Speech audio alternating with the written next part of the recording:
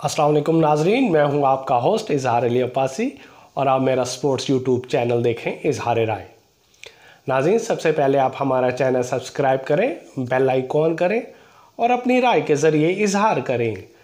چلتے ہیں آج کے خبروں اور تجزیوں کی طرف کہ نیوزی لینڈ کی سیریز اور T20 ورلڈ کپ 2024 کی تیاریاں شروع ہو گئیں۔ کھلاڑیوں کے فیصلے ہونے لگے کہ کون کس نمبر پر کھیلے گا اور کس کو کیا کھلایا جائے گا، کیا حکمت عملی اپنائی جائے گی۔ یہ سلسلہ ابھی سے شروع ہو گیا اور اس کا پہلا امتحان نیوزی لینڈ کے خلاف T20 سیریز ہے۔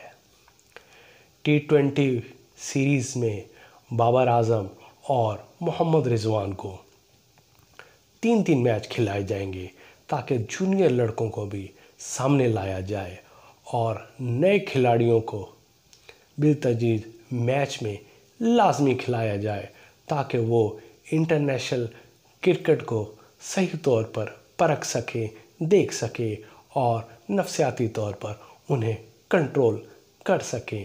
اس لیے بابر اعظم اور محمد رضوان کو 3 میچ کھلائے جائیں گے اور 2 میچ انہیں ڈراپ کیا جائے گا۔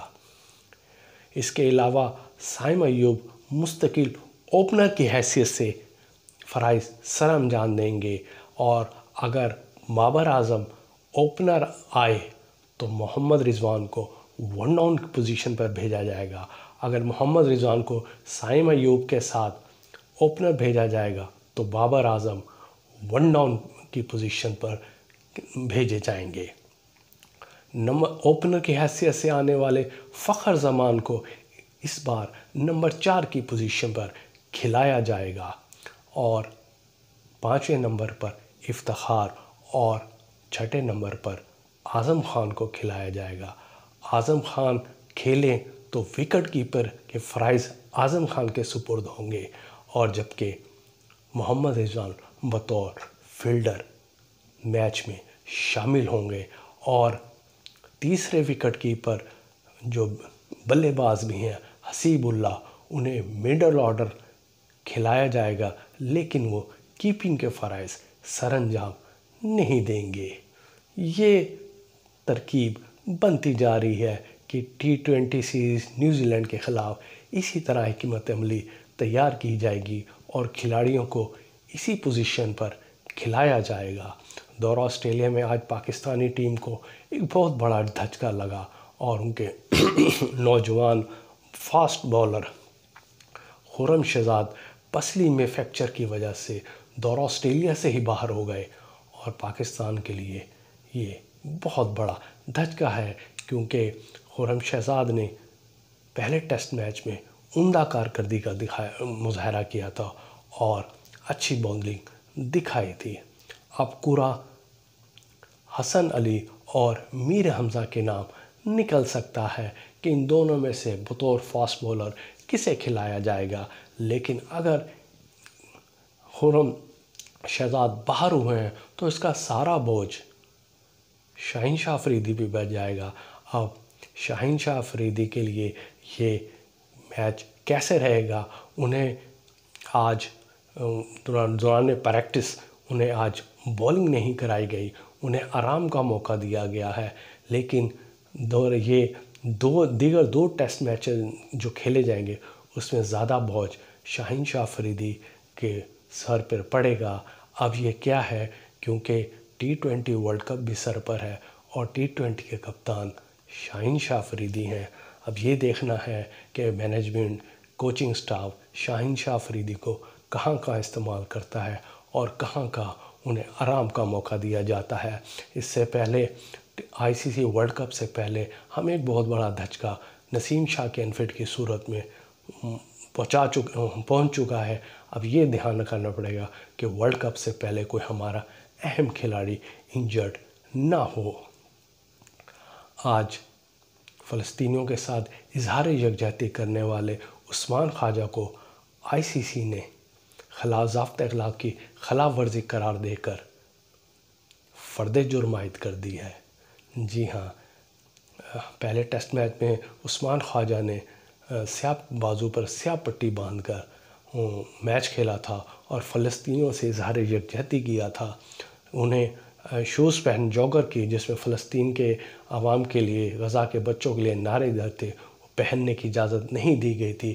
اس احتجاج میں انہوں نے سیاہ پٹی باندھ کر احتجاج کیا تھا.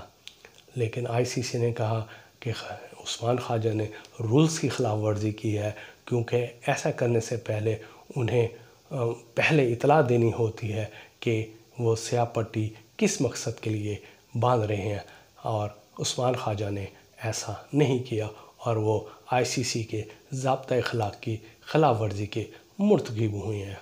امکان ہے انہیں سزا کے طور پر تنبیہ کا سامنا کرنا پڑ سکتا ہے. U S open junior squash championship میں پاکستان کے حذیفہ ابراہیم نے سلور کا میڈل حاصل کر لیا. فائنل میں وہ امریکی کھلاڑی رشی سیرداس کو شکست نہ دے سکے. امریکی کھلاڑی نے پاکستانی کھلاڑی کو 3-1 کے سیٹ سے شکست دی اور گولڈ میڈل حاصل کیا. اسٹار فٹ بالر کیان امیبے نے اپنی 25ویں سالگرہ کو آج یادگار بنا دیا. انہوں نے پیرس لیگ کے فرینچ لیگ میں پیرس ٹیم کی نمائندگی کرتے ہوئے مخالف ٹیم پر 2 گول ڈالے اور اپنی کلب کو میچ جتوا دیا اور اپنی سالگرہ کو یادگار بنا دیا. اس میں آج ایک اور بھی ہوا کہ لیجنڈ اسٹار فٹ بالرز کے چھوٹے بھائی کا بھی فٹ بال ڈیبیو آج ہو گیا. اس طرح لیجنڈ نے اپنی سالگرہ کو یادگار بنا دیا. ممنوعہ ادویات استعمال کرنے پر زمبابوے کے 2 کھلاڑیوں کو آج معطل کر دیا ہے، اور دونوں کھلاڑی مدھو اور برینڈن نے ممنوعہ ادویات کا استعمال کیا تھا. ڈوپ ٹیسٹ دونوں کے مثبت آئے تھے. دونوں کھلاڑیوں نے آئرلینڈ کے خلاف سیریز میں حصہ لیا تھا. اور آخری خبر یہ ہے کہ متعدد سیکٹرز کو برطرف کرنے والے پاکستان ہاکی فیڈریشن کے صدر خالد محمود کھوکھر کو اپنے عہدے سے ہٹا کر طارق بگٹی کو پاکستان ہاکی فیڈریشن کا نیا صدر مقرر کر دیا ہے. یہ تھی آج کی خبریں. اپنا خیال رکھیے گا. اللہ حافظ.